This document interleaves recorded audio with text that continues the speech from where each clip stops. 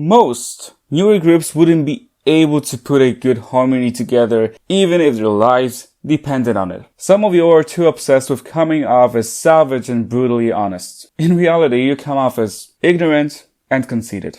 So I'm back again. It was my last trip this summer break. Barcelona was beautiful and mojitos were lovely. So after all the brutal rankings lately, I'm ready for some fun, hence why this video. The only disclaimer for it is, these are opinions, some a bit random, but they are opinions nonetheless. Let's go. Realistically, Kiss of Life isn't a particularly strong vocal group, since the group relies too much on Belle doing pretty much all the heavy lifting, vocally speaking.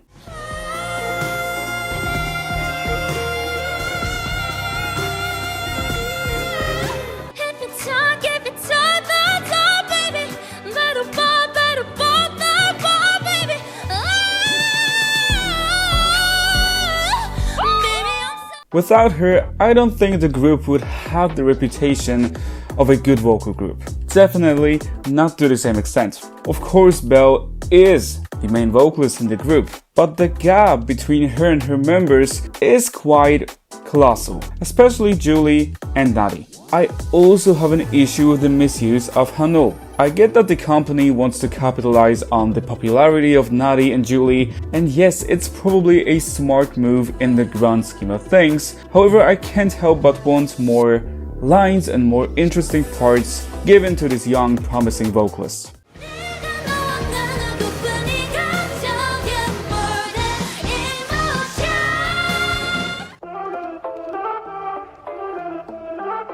This whole situation with sserafim's documentary and Sakura shows that some K-pop YouTubers and K-pop stans have little to no empathy and interest in understanding the reality of being in this industry. There were people commenting how Sakura needs to face reality, toughen up, and of course, stop knitting. As if the fact that a member of a very active, overworked group is able to find time to enjoy a hobby like knitting was the actual problem and the main factor in her lackluster vocal skills, and not the lack of proper guidance, help, and training provided by the company that she's working hard for. Some of you are too obsessed with coming off as savage and brutally honest. In reality, you come off as ignorant and conceited. The post-production editing and pitch correction of band live performances from the It's Live channel is ridiculous.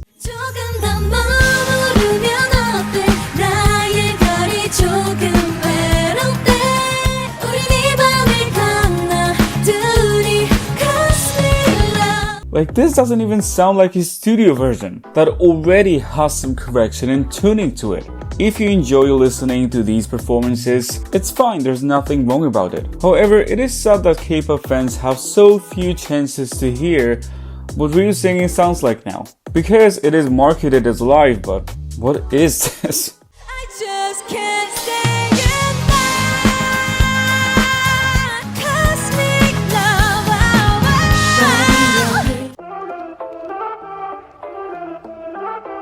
NMIXX's choreographies are getting a bit too difficult for them to perform and sing live. Now, don't get me wrong, the girls are still doing a wonderful job. They are still in a league of their own, clearly.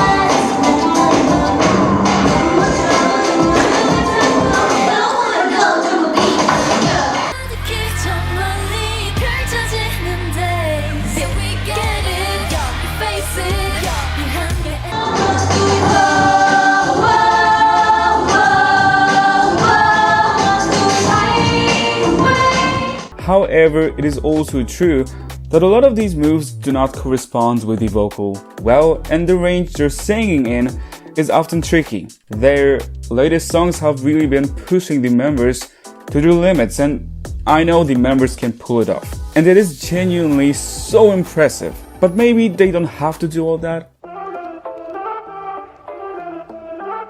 What I want to hear more of is definitely idols improvising vocally and adding new things during live performances. It makes the performance feel more alive and exciting, which is so different from the rigid and quite stereo way idols perform at music shows. Basically, we need more of this.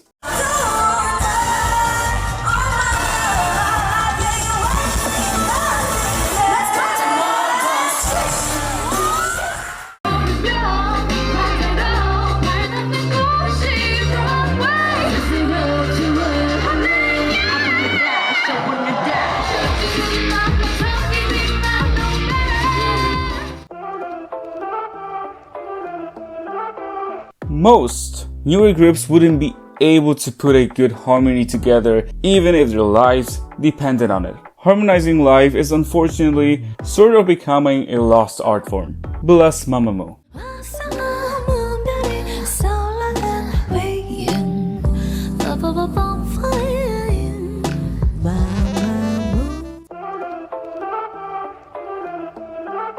While no one works harder and better in the recording studio than Wendy, the best recording behind videos belong to aespa. They're interesting, they're so well edited, and they really highlight the girls' vocal strengths.